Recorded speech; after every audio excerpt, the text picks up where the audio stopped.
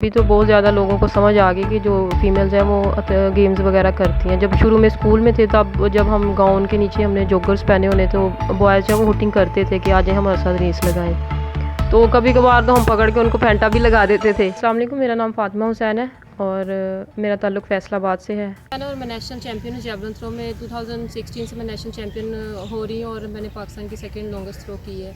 मैं बीए कर रही हूँ साथ साथ अपनी उसके साथ गेम के साथ साथ, क्योंकि मुझे लगता है कि जो स्टडी है वो भी इंसान के लिए उतनी इंपॉर्टेंट है जितनी गेम है, क्योंकि गेम चंद साल चलती है और जो स्टडी है वो आपके साथ हमेशा के लिए जाती है। जैवलिन तो मैंने स्कूल से शुरू किया था, मुझे नहीं पता था इसको जैवलिन कहते हैं। मैं भी बाकी लोगों की तरह इसको स्टिक या डंडा ही बोलती थी।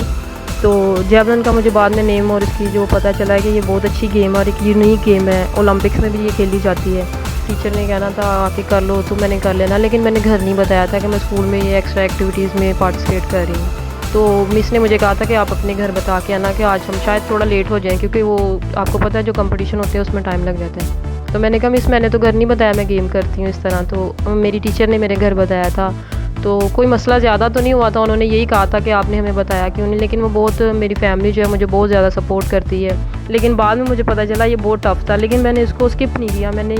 मुझे बहुत से लोगों ने ये कहा कि आप क्रिकेट में चले जाओ, लेकिन मुझे तब तक ये गेम ना खून में रच बस गई थी कि यही करना है। तो फिज़िकल स्ट्रेंथ के लिए तो हम जो है सबसे पहले तो आपको अपनी डाइट पे ज़्यादा फोकस करना पड़ता है, क्योंकि आप फिज़िकली तभी अच्छे हो सकते हैं जब आप अच्छी डाइट लेंगे, अच्छी न्यूट्रिशन आप लेंगे।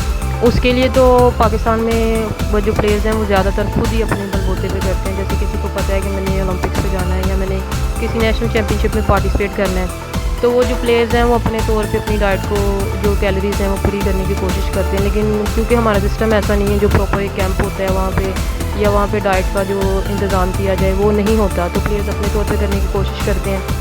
मैं भी उसी तरह अपने तौर पे मैं कोशिश करती हूँ मेरी प्रोटीन, कैलोरीज़, कार्बोहाइड्रेट्स ट्रेनिंग जब मैं करती हूँ तो मेरे पूरे हों। अच्छा, ख्वाब में ये है कि क्योंकि मैं जब मैंने शुरू किया था तो मुझे यही था कि मैंने ओलंपिक्स पे जाना है, लेकिन जब मैं नेशनल चैम्पियन बनी तो मुझे इतनी वो पॉपुलैरिटी या इतना वो सहूलियात नहीं मिली कि मैं वहाँ तक जा सकूँ। तो मुझे ये बहुत होता था कि पाकिस्तान में ऐसा क्यों नहीं है कि क्रिकेट के अलावा बाकी गेम्स पे भी उतनी फोकस किया जाए या उनको भी उतना फ़ंड दिया जाए कि वो अपने जो ट्रेनिंग है वो अच्छे तरीके से मैनेज कर सकें और इंटरनेशनल जाके अच्छा परफॉर्म करें। जो मेरे कोच हैं वो तो वैसे तो नाइजीरिया से हैं, क्योंकि 2017 में मेरा इस्लामिक गेम्स मेरा टूर लगा था, तो वहाँ पे उन्होंने देखा था मेरे साथ मेरी को एथलीट थी साहिब असरा भी। उन्होंने कहा कि आप ना मेरे साथ टच में रहना। तो पाकिस्तान में आके जब इधर के कोचेज़ के साथ हमारी उस तरह मतलब वो ट्रेनिंग में वो मज़ा नहीं आ रहा था, हम इम्प्रूव नहीं कर रहे थे। तो मैंने उनसे एक दिन बात की तो उन्होंने कहा मैं आपको प्रोग्राम देना शुरू करूँगा। तो मैंने उनसे चार्जेस वगैरह पूछे, वो कहते अगर तो आप फेडरेशन के थ्रू मुझे इनवाइट करते हैं तो मैं 7-8 लाख रुपया मंथली चार्ज करूँगा। तो मैंने उनको कहा सर मैं तो मतलब इतना नहीं मैं हम लोग अफोर्ड कर सकते, क्योंकि हम लोग खुद अभी जॉब कर रहे हैं वापडा की, ना हम फेडरेशन में है ना कुछ इस तरह।